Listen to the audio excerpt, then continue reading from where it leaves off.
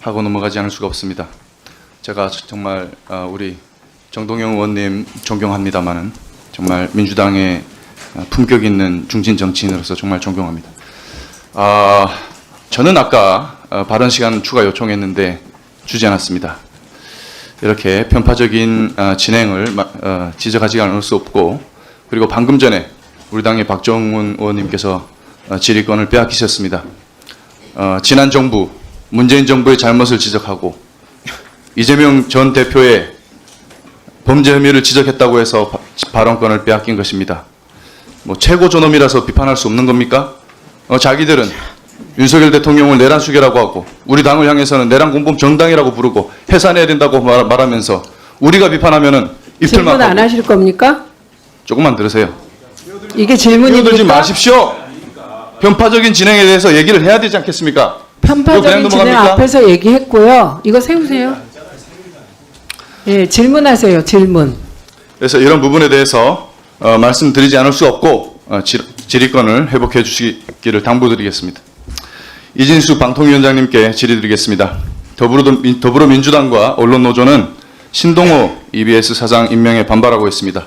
2인 체제에서의 의결을 문제 삼고 있는 것이죠. 민주당과 언론노조는 유독 인사 문제에 있어서만 이 2인 체제를 문제 삼고 있습니다. 왜일까?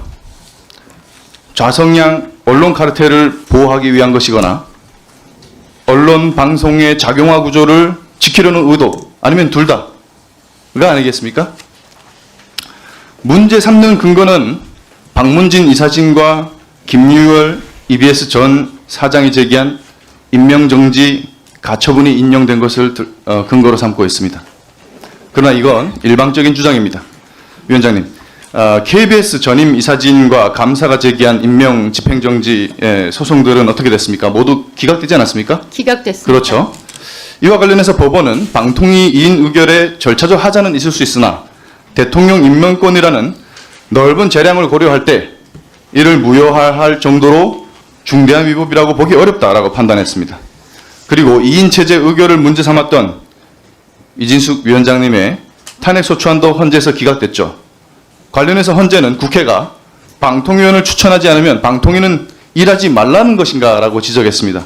다시 말해서 방통위를 2인 체제로 만든 것에 대해 국회에도 책임을 물은 것이고 절차적 하자가 있음에도 불구하고 현실적 운영 필요성을 인정한 것입니다.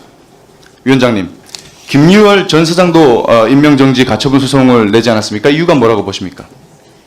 저는 도무지 이해가 되지 않습니다. 임기가 다 되어서 새로운 신임 사장을 선임을 했고 새로운 신임 사장이 선임되는 순간 전직 사장은 자동적으로 면직이 됩니다. 그리고 아까 김장겸 의원께서도 지적하셨듯이 퇴직금 6천만 원 가량을 받아가셨고 금 5돈과 랩탑을 받아가신 걸로 들었습니다.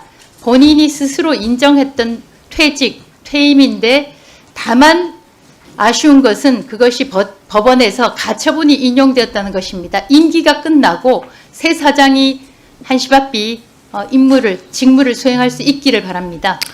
네, 김 전 사장님 임기는 3월에 만료가 됐죠. 그리고 공공기관에서 임기가 만료되면 후임자를 지정해야 됩니다. 지명해야 됩니다. 그게 당연한 절차고 이런 당연한 인사 조치인데도 불구하고 언론노조는 신동호 사장에 대해서 언론 적폐, 정권 부역자라는 프레임을 씌워서 만회사냥하고 있습니다. 그러나 정작 EBS에서 퇴출돼야 될 인물은 신동호 사장이 아니라 유시춘 이사장입니다. 이런 인물이야말로 진정한 알박기 인사라고 할 수가 있겠습니다. 이 유 이사장은 작년 9월에 임기가 만료가 됐죠. 무려 7년째 자리를 지키면서 기득권을 누리고 있는 그런 인물입니다. 이 방통위원장 탄핵과 국회 방통위 겁박으로 인해서 발생한 행정 공백 때문에 이런 일이 발생한 건데 유 이사장은 2024년 10월에 업무상 배임 혐의로 불구속 기소됐습니다. 업무 추진비 약 1,900만 원을 사적으로 유용한 혐의죠.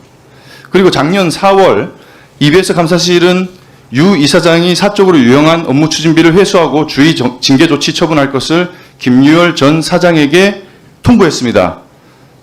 전 사장님, 지난해 국정감사에서 검찰 수사 중이기 때문에 한수 조치하지 못했다라고 답변하셨는데 지금까지 감사실에 회수 결정이 있음에도 불구하고 집행하지 않았던 사례 있습니까? 예, 지금까지 안 하고 있습니다. 지금까지 없었죠. 예, 아니 그 말씀을 드린 게 아니고 그러니까 지금까지 회수 조치를 그 요번에 통보했는데 안 한 사례가 있습니까? 그 본인이 동의하는 범위 내에서만 회수가 됐습니다. 본인이 동의하지 않으면 사적으로 유용해도 회수하지 못합니까? 회수를 할 수가 없습니다. 그 다음에 회수를 하려면 그 법원에다가 EBS가 소를 제기해서 강제로다가 왜 그거 회수해야 그러면 됩니다. 소를 제기하지 않습니까? 지금 소가 지금 지- 다시 돌아와서 업무에 복귀해 있지 않습니까? 지금 소가 진행되고 있기 때문에 왜 이분만 이런 특혜를 누리고 있는 겁니까? 특혜가 아니고요. 지금 소가 하고 있기 때문에 더 추가해서 소를 제기하면 환수 금액보다 소송 비용이 훨씬 높습니다. 소송 비용은 높아도 부당한 것은 부당한 처벌을 받아야 됩니다. 그렇지 않겠어요? 지금 법원에서 소가 진행이 돼서 소 결과에 따라서 그 환수할 계획을 갖고 있습니다. 유 이사장은 애초에 임명 때부터 문제가 많았습니다. 자녀가 대마초를 밀반입한 혐의로 2018년 10월 대법원에서 징역 3년형을 확정받았습니다. 그리고 임명된 유 이사장이 임명된 시점은 이미 자녀가 2심에서 실형을 선고받고 구속된 상태였어요.